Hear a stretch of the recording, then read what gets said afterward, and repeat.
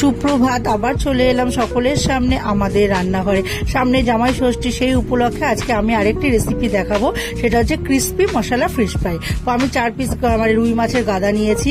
এর মধ্যে নুন, হলুদ, গোলমরিচের গুঁড়ো, কাশ্মীরি লঙ্কার গুঁড়ো আর পাতিলেবুর রস দিয়ে ভালো করে মাখিয়ে নেব। আর আমি পেঁয়াজ, একটু আদা, রসুন, ধনেপাতা, কাঁচা লঙ্কা আমি পেস্ট করে নিয়েছি। এবার ওই মশলাটাকে আমি মাছের মধ্যে ভালো করে মাখিয়ে ম্যারিনেট করে আমি 1 ঘন্টা রেখে দেবো।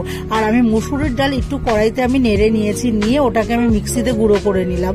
নিয়ে ওর মধ্যে পরিমাণ মতো একটু নুন দিয়ে এবার মাঝে ম্যারিনেট করে রেখেছি মাছটা, ওটা এবার ওই ডালটার মধ্যে কোট করে নিয়ে ছাকা তেলে ভেজে তুলে নেব। তাহলেই তৈরি হয়ে যাবে আমার ক্রিস্পি মশলা ফিশ ফ্রাই।